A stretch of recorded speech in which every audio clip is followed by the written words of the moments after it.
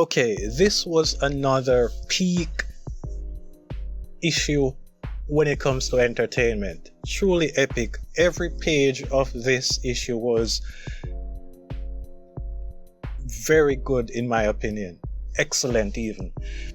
So the Baroness that we last saw a couple issues ago, she returns. It turns out that she escaped when they were taking her to prison. And I think that at this point, the Baroness right now appears to be the first legit arch nemesis for Wonder Woman, because we didn't see her getting captured the last time we saw her, but it was mentioned that she was. It's just that she escaped from the police and then they couldn't track her down afterwards. And then in this issue we saw when she was on her way to prison. So yeah, they actually did catch her off screen. But she escaped. She kind of tricked the dude, shot him. She killed multiple people, so she's an actual legit murderer.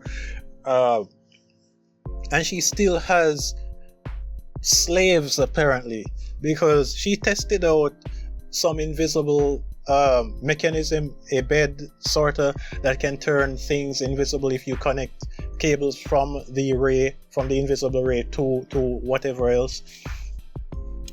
So we saw her story off screen, and I like when this series does that. It's giving you multiple POVs. So the colonel, Diana Prince's colonel, he was on this mission aboard a ship called the Gigantic. The Baroness impersonated someone that should be on the Gigantic. She wanted to just blow it up. They're still at war actively with the Americans, so she was trying to blow it up. She brought the invisible ray on board, made it invisible so no one but her people could actually find it. Wonder Woman eventually got there, saved the day, but there's no mention of the Baroness getting caught. It's just that she prevented a torpedo that was fired from an enemy ship towards the Gigantic. She stopped that.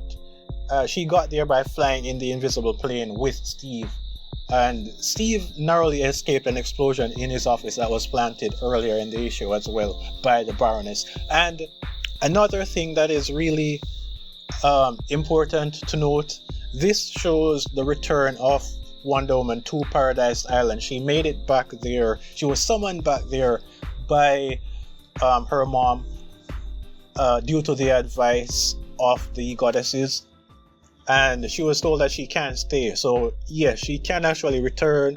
It's just that she can't stay. And she took the opportunity to return, since the colonel, his trip aboard the Gigantic was gonna last a couple weeks. So she went back to Paradise Island, and this is when I became aware that the rest of the Amazons, they don't really know of Diana in the Wonder Woman outfit.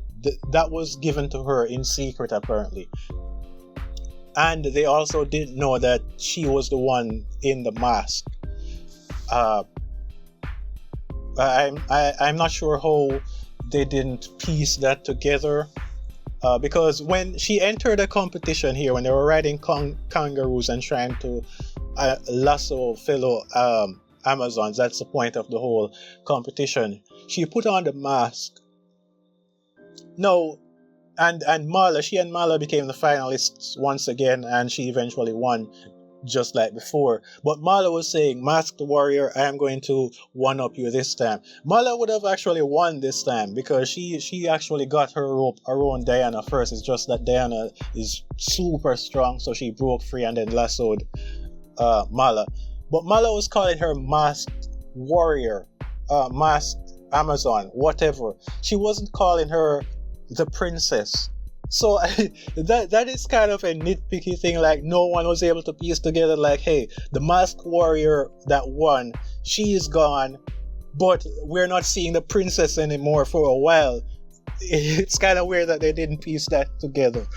But the magic girdle that Wonder Woman's mother, Hippolyta, had. We actually saw that. It's like a magic belt made out of several chain link chains and stuff. It makes whoever wears it invincible. The armor, I guess her name is Metal. She was instructed by Hippolyta to take the chain links from the girdle and create a lasso. So this is the first lasso, and this is something that is completely new to me as well. I did not realize that the first magic lasso that Diana had was just a chain. Like, it was very small. It's literally like a chain. Like if you have a chain and necklace, just a regular necklace, but in terms of the size, in terms of the thickness, it's literally a chain.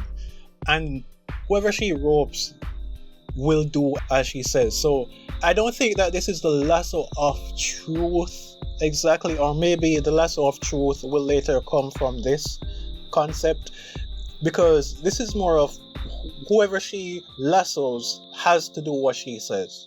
Like, it's not about just telling me the truth or whatever. I'm asking you a question and you have to tell me the truth. No, you have to do what I say. But anyway, that is it. I liked it a lot. She's still beefing with Eve, Steve's secretary, which is also a fun dynamic. Anyway, that's it. Peace.